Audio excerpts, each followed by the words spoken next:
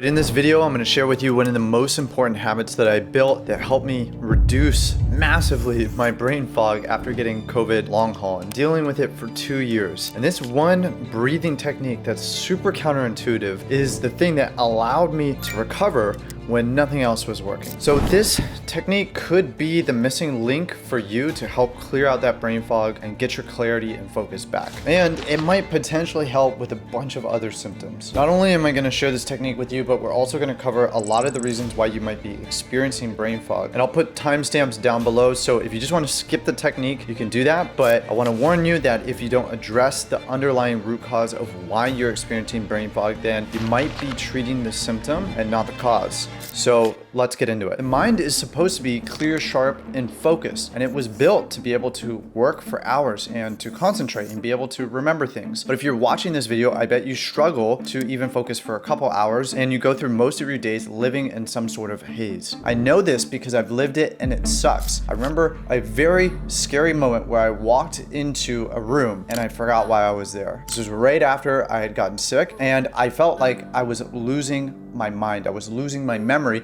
and I was only 27 years old at the time. This was absolutely devastating, and I knew I needed to do whatever it took to get my brain back. Hopefully through some of these ideas, you're going to discover what might be going on for you, or at least point you in the right direction of where to start. While I was working with CEOs and entrepreneurs to help them optimize their sleep, I stumbled upon this stupidly simple idea that was right underneath my nose. And this hypothesis was later confirmed when I was making the Andrew Huberman daily routine video, which you can go check out right here. Dopamine is this neurotransmitter that makes us feel sharp, alert, focused, activated, and when that's low, it can make us feel lethargic, tired, and unmotivated. There have been times in my life where I've gone completely off technology and social media, and just by doing this one thing, I was able to reduce the amount of cheap dopamine that I was spending, and I was able to restore healthy, normal levels of dopamine. And just by doing this, I was able to have a much clearer mind, I would have way more energy, and I was able to get my focus back. So this is the first reason why you might be struggling with brain fog. So what is the solution? Because we can't just live off grid for the rest of our lives. Well, I found this app and it's called Opal, O-P-A-L. And what it does is it blocks you out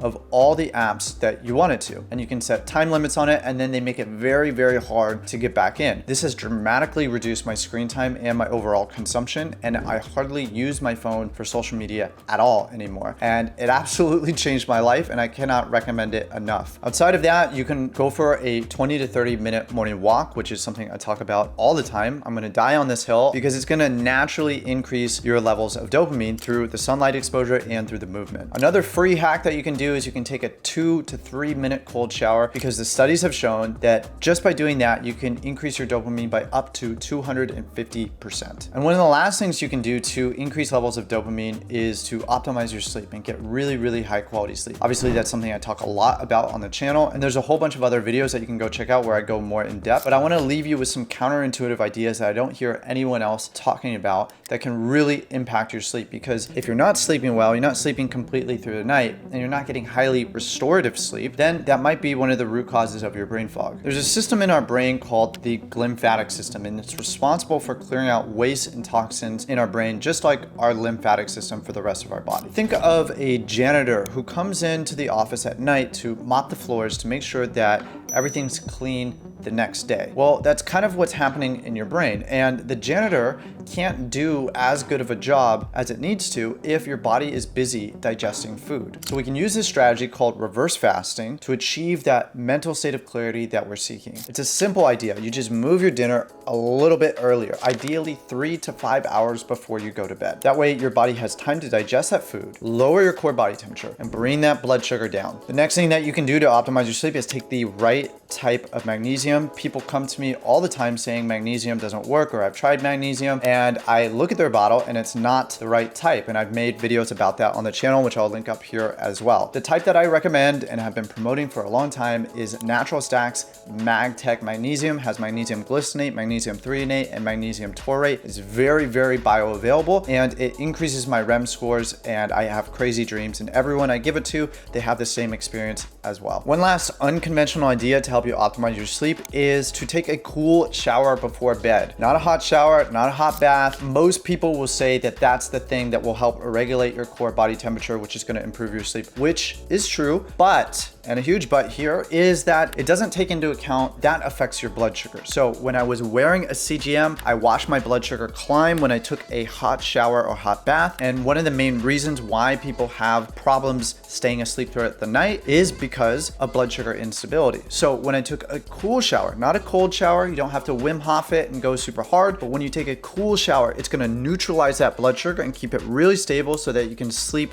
like a baby through the night. Which leads perfectly into the next reason why you might be experiencing brain fog. See, there's this girl named Jessie, and Jessie was really struggling with her mental health and was having pretty intense mental health episodes for her entire young adult life. After years of struggling and looking for answers, she finally made the connection that no one else did. She realized that every time she ate food that created a glucose spike, she would have symptoms. Having stable and consistent blood sugar can massively impact your brain function. And blood sugar swings throughout the day can make us feel foggy. As a biochemist, she dedicated her life to figuring out how these blood sugar spikes were connected to certain health outcomes and various symptoms. She went on to write 2 books about the subject, The Glucose Revolution and The Glucose Goddess Method. And in these books, she details different hacks and lifestyle interventions that you can use to minimize glucose spikes. The 2 big ones that I practice every single day is going for 20 to 30-minute walks after a meal, which is gently gonna bring that blood sugar down so there's no crash. And the second is going to be eating your vegetables first. When you eat your vegetables, then your protein and fats, and then your carbs, you're going to blunt the blood sugar spike by up to 70%, according to Jessie. Another hack that I picked up along the way is eating resistant starches. So I eat a lot of sweet potatoes, and so if I cook those sweet potatoes, I put them in the fridge, and then when it's time to eat the meal, I'll have my veggies, I'll have my protein and fat, and then I'll have my starches, but the starches are cool. I don't reheat them. What this does is it changes the structure of the starch into a resistant starch, which is going to reduce the amount that it spikes your blood sugar. And a general principle that I'm doing my best to follow is I'm starting to augment my lifestyle and daily routine around more movement. So instead of driving to the gym, I'm now riding my bike to and from the gym. And just by getting more movement in throughout the day and also putting on more muscle, my body will get better at being able to utilize that blood sugar because it's becoming more metabolically healthy. If you want to learn more about your blood sugar, then I recommend getting a CGM, and the one that I use and recommend is the Levels CGM. You could get everything right, but if you get this one wrong, it doesn't really matter. Earlier this year, I went traveling to Europe, had a bunch of fun with my friends, and then on my way back, when I landed, I ate a piece of undercooked chicken, and I got salmonella. I got very sick, I started throwing up, it wrecked my gut, and I felt horrible. This is where the problem often begins with a lot of people, is they get some type of infection or food poisoning and their gut never fully recovers. And then they start to develop some type of gut dysbiosis or leaky gut, and if their microbiome falls out of balance and they start having GI issues, then every time they eat something, some of those food particles are slipping through the tight junctions in their intestines and going into their bloodstream, and that creates all different types of symptoms, one of which being brain fog. All right, the last but not least is the environment. So I just did a video with the founder of testmyhome.com, Ryan Blazer, who goes into people's homes to test for mold and chemicals and water quality and air quality and EMF and all these things that are in our environment that are affecting how we feel, because most people are spending 90% of their times indoors. So that's the whole impetus of the channel. Was I was dealing with a mold infection when I was in my early 20s. I didn't know it. I was trying to figure out why I was feeling the way that I was feeling, and lo and behold, it was the house that was making me sick. And most houses have mold in them. So it's not about do you have mold or do you not have mold, but it's about what's the mold load, and is it a species that's actually hurting you, and is your immune system under a lot of stress, and is it going to be impacted by the environmental toxins around you. So if you want to go really deep into that subject, then I recommend you go check out that video, which I'll link up right up here, and you can learn about all these different things that are impacting us in our daily life, just living in the homes that we live in. And back then, when I was trying to figure that out, I had just started getting into cold plunging and the Wim Hof method. The Wim Hof method changed my life because it put me back in control of my health, and that's really when I started this journey, and when I started the channel is when I got introduced to these ideas. I felt so much better when I was doing this technique, but then after the COVID situation, every time I would do the Wim Hof breathwork technique, it would make things worse, and all the things that used to work were no longer working. And that's when my friend Justin introduced me to this guy named Patrick McKeown, who was actually teaching the opposite style of breath work. Wim Hof method is all about hyper-oxygenating the body through hyperventilation through your mouth. And this guy Patrick was saying that you should actually reduce your breathing and you should breathe through your nose, and you should do it as little as possible. And so this was a complete paradigm shift for me because I was so bought into this one style of breath work, but now it was making things worse. So by nature, I was forced to make different choices and to try alternatives. And when I did, it completely changed my life. So this breathing technique is called the Poco Method. And the way that it works is you're gonna breathe in through your nose, out through your nose, very gently. You're gonna do a longer exhale than an inhale. So as you're inhaling, you're gonna cut 20% off of the inhale to make it shorter. And then you're gonna let the air fall out of your nose. And over time, you're gonna slow down the breath so much that you could barely feel the air pass by the hair follicles in your nose. And you're going to continue to chop off 20% of that inhale again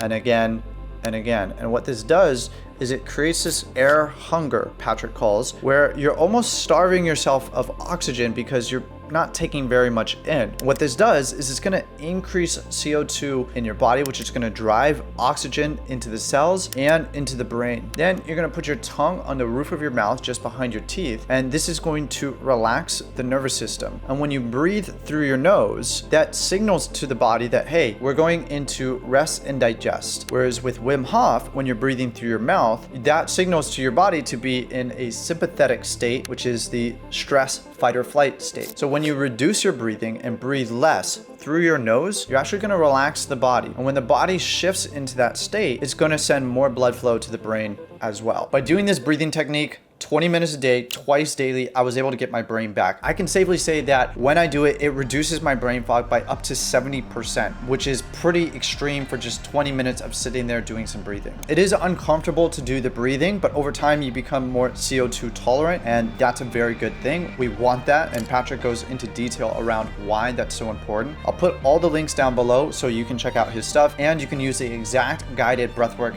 track that I use and continue to use almost every single day. Health symptoms are rarely siloed because the body is a system of systems. And I continue to try new things, but this breathing technique absolutely changed my life. I hope this helps on your journey, and let me know in the comments if it does. And if you like this video, I know you're gonna like this video, and I'll see you in that next one. Take care, be well.